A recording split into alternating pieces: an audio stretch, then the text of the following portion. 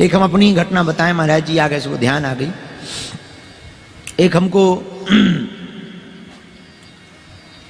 पश्चिम बंगाल में एक जगह है कामाख्या के पास में, म्यांग, वहां का काला जादू बहुत प्रसिद्ध है, तंत्र विद्या का वो गढ़ है। म्योंग है या म्यांग। वहां के एक साधक आए हमारे पास 4-5 महीना पहले। वो तंत्र मंत्र बहुत जानते थे, इतना जानते थे तंत्र मंत्र के वो केरा पेड़ा सब ले आते थे और बहुत ज्यादा जानते थे। वो ऐसे लॉक कुछ कर देते थे लकड़ी से तो आदमी उठ नहीं पाता था। और उन्होंने ही हमको बताया, बोले हमारे पास इतने भूत सिद्ध हैं, भूत, कि हम भूतों से काम करवाते हैं। सो हमने कहा कि हमारे पास क्यों आए? बोले हम चेक करने आए थे, आपका बड़ा नाम सुना है, हम चेक करने आए थे कि आपके पास क्या है। हम कि हमारे पास तो हलवा है। हम तो कुछ हमको जानते ही मानते नहीं, सीधे साधे आदमी, राम राम जपते हैं, जो गुरु जी ने साधना भजन दे रखी वही जप करते हैं। तो बोले जब तो हम आपसे दीक्षा लेना चाह रहे, तो हमने कहा तुम खुद अपने आप में गुरु हो। बोले हमारे कितने 100 चेला हैं, उनके 400-500 चेला हैं, तांत्रिक, और बना रखे उन्होंने, और भयंकर काला शरीर, और पान खावे दिन भर, और स्माइल इतनी खराब आवे मुंह से, भगवान ही बचाए। हाँ, और वहां पर कुछ वो बता रहा था, बोले हम जिस गांव के हैं 15-20 साल पहले वहां पर कोई अधिकारी पोस्टिंग नहीं लेता था। हाँ, इतना खतरनाक काला जादू था। जो आपने एक किंवदंती सुनी, उसने हमको बताई, अब सही गलत हो।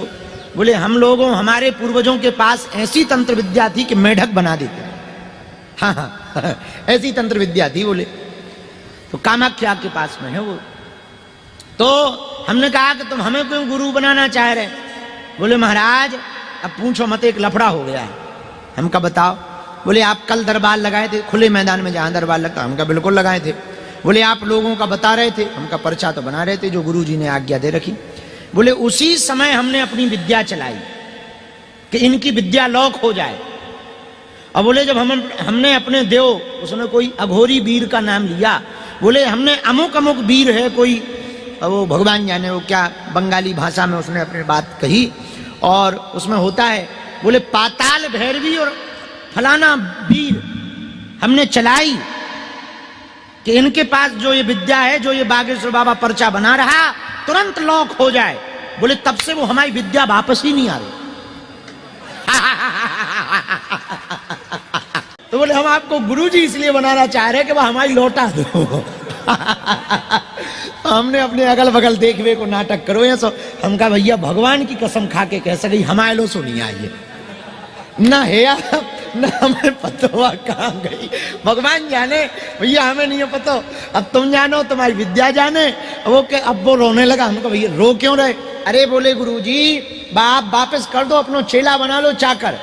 बोले हम पूरे दुनिया के तांत्रिकन खान चैलेंज दे रहे।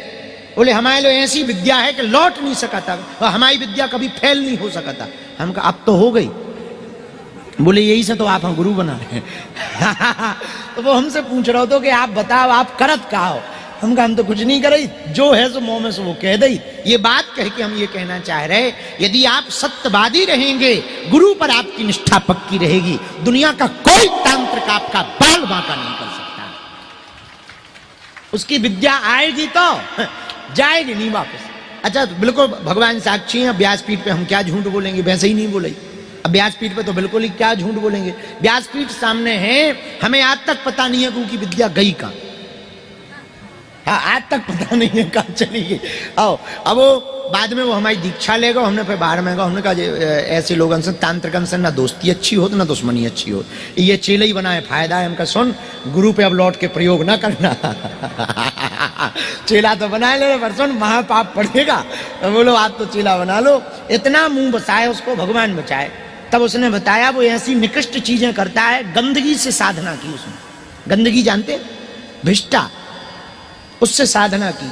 लेकिन अब उसका वही काम है, उसी काम में वो लिप्त रहता, गंदगी से साधना की।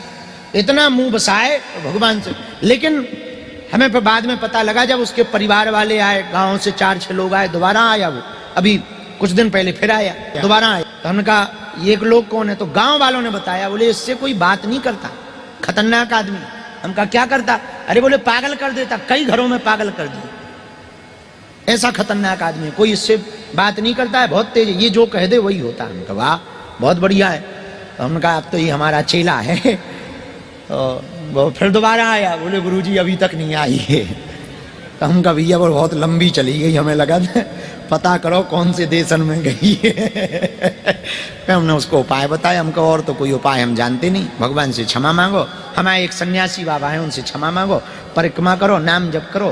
तो आप यदि नाम जप कली काल में, कलयुग केवल नाम आधारा, सुमर सुमर नर उतर, कलयुग केवल हरि गुण गाहा, गावहि नर पावहि भवथा। और नाम संकीर्तनम यस्या सर्व पाप प्रणाशनम, प्रणामो दुख समनस्तम नमामि हरि परम। केवल कली काल में भगवान नाम संकीर्तन एकमात्र आधार है।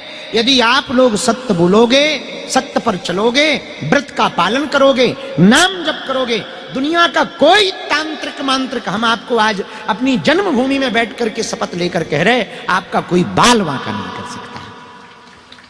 हाँ, लेकिन डिग ना जाना कि तुम कहो अब 100 दिन तो तुम झूठ ना बोलो, अब एक बार बोले क्या दिक्कत है? बस यही गड़बड़ है, वो एक ही बार फिर गड़बड़ा जाता है, क्योंकि एक झूठ फिर 100 और झूठ को जन्म देता है। एक झूठ बोलो फिर और झूठ बोलना पड़ेगा, उस झूठ को छिपाने के लिए नया झूठ बोलना पड़ता है। एक झूठ बोल दिया, क्यों भाई खाना खाया? नहीं खाया। खा लिया है पर झूठ बोलो नहीं खाया, तो फिर एक नया झूठ और बोलना पड़ेगा। तो वो कहेगा क्यों नहीं खाया, फिर तुम्हें नया झूठ बोलना पड़ेगा, जल्दबाजी थी। अब देखो हो गई तो झूठ है। फिर वो कहेगा इतनी जल्दबाजी क्या थी, खा के तो निकलते कम से कम खाना। अब क्या बताइए, घर वाली ने बनाया नहीं था। लो ये तीसरा झूठ हो गए, झूठ पे झूठ ये बढ़ते ही जाते, एक झूठ कई झूठ को जन्म देता है। इसलिए सत्य बोलो, सत्य पर